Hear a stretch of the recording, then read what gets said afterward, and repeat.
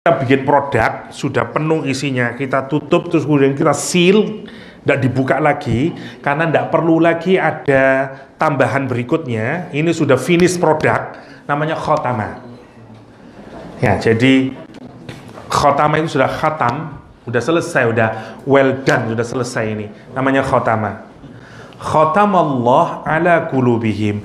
Allah menutup, sealed, ditutup ala qulubihim, atas hati-hati mereka. Sekarang pertanyaannya, berarti yang menutup hati Allah atau orang itu?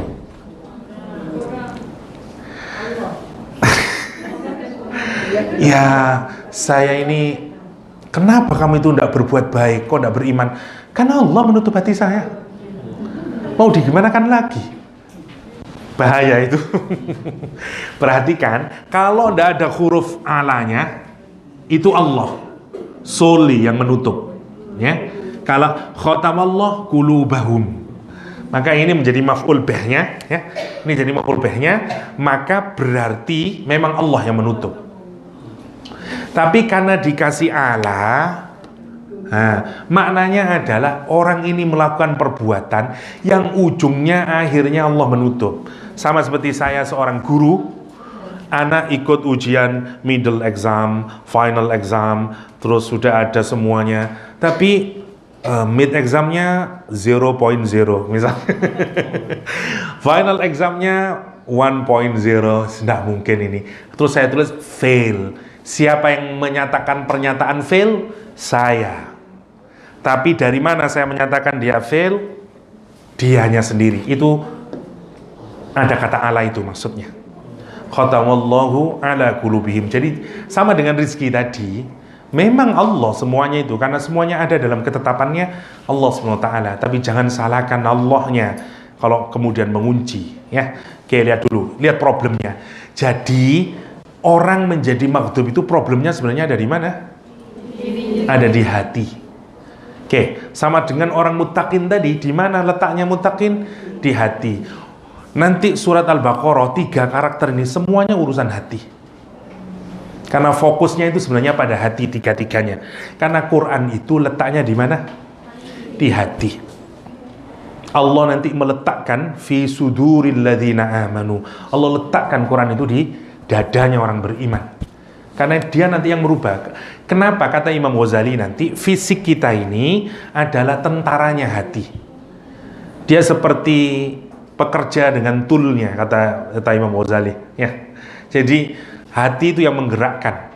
Bukankah kalau kita sedih air mata mengalirkan air mata? Oh, hati kita sedih, mata kita mengalirkan air mata. Ya, bukankah kalau hati kita bahagia, mulut kita berteriak hore? Jadi kata Imam Ghazali, semua pekerjaan, semua fisik kita ini, tangan, kaki, semuanya itu hanyalah alat bagi hati. Karena itu kalau hatinya baik, ya semuanya akan jadi baik. Itu maksudnya Imam Ghazali. Nah, yang di sini tadi hatinya dimulai dari apa? Tidak ada keraguan pada Allah, humble. Makanya jadinya begini. Sekarang kenapa dia ditutup? Ini ujungnya dulu. Jadi ibarat kalau kepingin tahu kenapa kamu fail, karena final exam 1.0. Sebelum itu apa? Middle exam 0.0. Oke, kita makin tahu kesalahannya pelan. Sama sekarang Allah nunjukin. Kenapa kok kulubnya sebelumnya ala sam'ihim? Allah nutup telinganya. Allah nutup absornya. Jadi ada yang menutup di sini, ya. Nah, ini berhenti.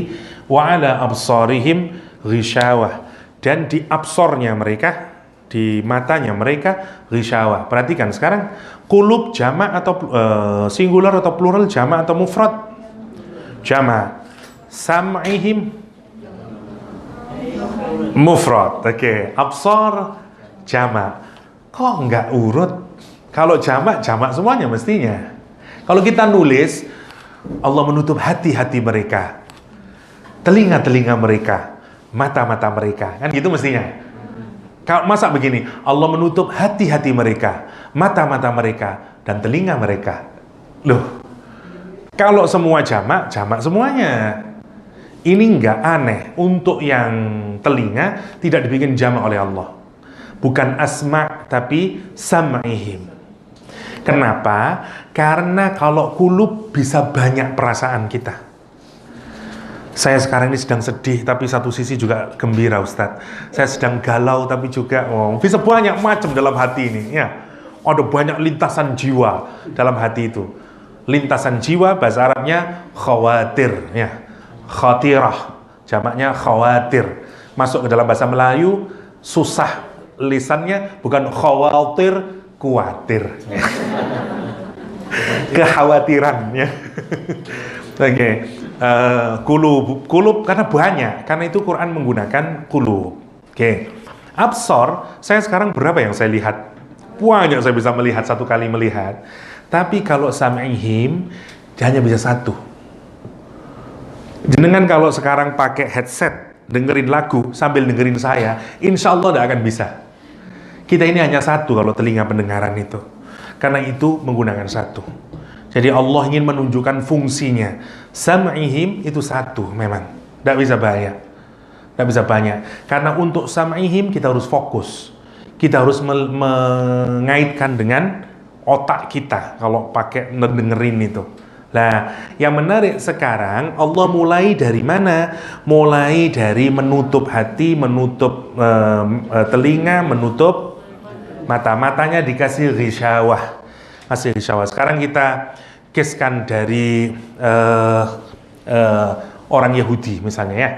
Dia tahu ilmu, ada penjelasan di dalam kitab Taurat, ciri-ciri Nabi sudah jelas benar. Bahkan Masya Allah ada orang Yahudi yang bahkan semua ciri Nabi yang dapat di Taurat sudah semuanya, kecuali cuma satu, al-hilmu yablagu, gimana hadisnya itu saya lupa, bahwa kesabaran Nabi mengalahkan amarahnya. Itu saja yang belum.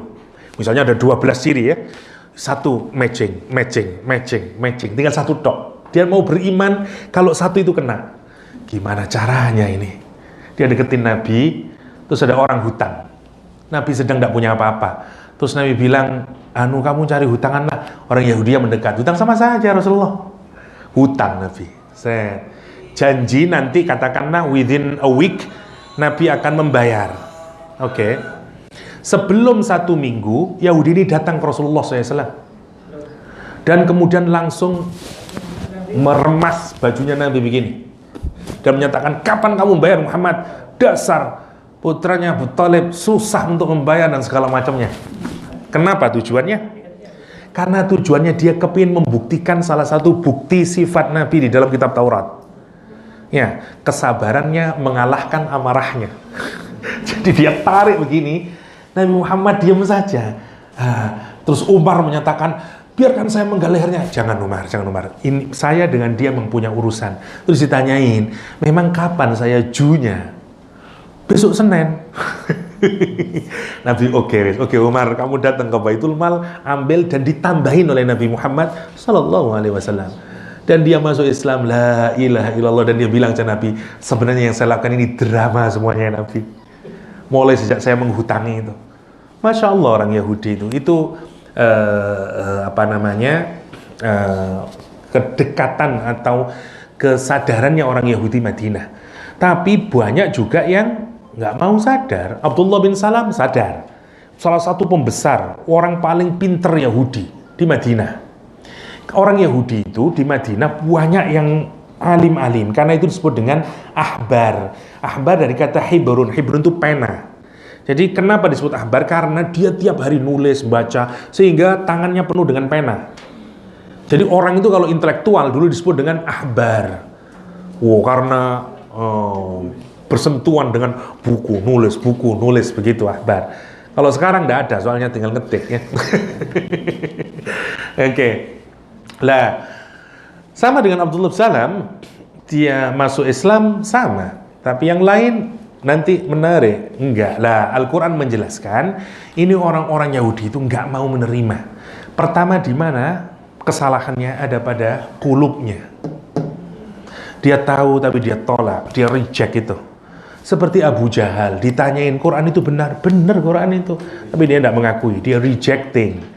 Bukan hanya la roiba, tidak hanya roib, dia tidak mau, dia refuse. Satu. Nah, kulub itu kalau tidak pernah dilakukan, akhirnya tidak mau nerima dia, maka yang lain tidak akan. Sam'ihimnya kemudian tidak diberfungsikan, meskipun dia dengar absornya tidak dikan gini ya. Sama kalau kita kayak orang sakit itu loh, nanti akhirnya terkunci hatinya. Jadi kalau misalnya tangan kita ini diginiin terus selama 1 bulan, insya Allah pertama kali begini susah kita, ya. Atau kaki kita ini kita tekuk terus selama 1 bulan, insya Allah waktu kita awal berjalan jatuh kita. Karena masih tidak imbang. Ini sama, orang ini tidak pernah menggunakan lagi karena dia menutup diri. Makanya Allah menyatakan khatawallahu ala qulubihim wa ala sam'ihim wa ala absarihim ghishawah wa lahum adzabun azim. Dan lihat kalimatnya, bukan mestinya itu adzabun azimun lahum, mestinya gini. Lahumnya didahulukan oleh Allah. Tidak normal kalimatnya ini. Walahum didahulukan gini. Especially, ya, khususnya untuk kalian ini. Yang menarik, perhatikan ya. Lam dalam bahasa Arab untuk sesuatu yang positif. Kalau ala itu untuk sesuatu yang negatif. Orang itu kalau dengar la itu positif. Jadi misalnya, ini ku berikan untukmu ya. Ekspektasi orang udah pasti ini enak ini, sesuatu yang baik ini. Tapi kalau alaihim laknatullah, wah itu ngoten. Alaihi, semua kalau ala itu jelek. Beban, kewajiban, hukuman menggunakan ala. Ala. Kewajiban pakai ala. Kutiba alaikumusiyam. Kewajiban itu berat karena itu. Tapi kalau lakum lahum, oh senang. Lihat kalimatnya Al-Quran. Sudah di lahum ditaruh depan. Ibaratnya kalau kita ini mau membuat orang itu shock, bikin yang surprise, shock nanti. Saya sering nyontohin, kalau masih ingat dulu yang tahun yang kapan hari saya mau menceraikan istri, katakanlah saya WA dia, nanti malam kita dinner with candlelight misalnya gitu di restoran paling top lah. Oke, candlelightan mus gitu. Selesai makan habis, yang hari ini saya mau ngomong kita cerai. Kan shock gitu. Dia akan bilang, kalau emang cerai ngapain pakai dinner candlelight, udah dari dulu aja lah gitu ta. Karena kita mau bikin shock dia. Begitu juga kalau kita mau memaksimalkan bahagia, bikin sebaliknya. Bikin sebaliknya, yang tidak diduga, surprise. Wah, semakin bahagia dia. Quran itu penuh dengan begitu. Jadi, disebut walahum, dan especially untuk kamu. Dan dia siap-siap dapat apa ini, seneng ini. Adzabun azim. Azab yang sangat agung. Itu kalau orang Arab dulu mendengarkan, itu shock dia. Kita tidak shock, kenapa? Karena kita bukan orang Arab, tidak terasa itu, puitisnya itu tidak terasa, indahnya kalimat itu tidak terasa. Kenapa? Karena kita tidak masuk di dalam balaghahnya itu. Padahal itu seperti itu, Allah bikin shocking sebenarnya. Sehingga walahum adzabun azim, walahum adzabun azim, azab yang sangat agung, azab yang sangat agung. Oke. Itu saja karena sudah dikode. Insya Allah nanti sore kah?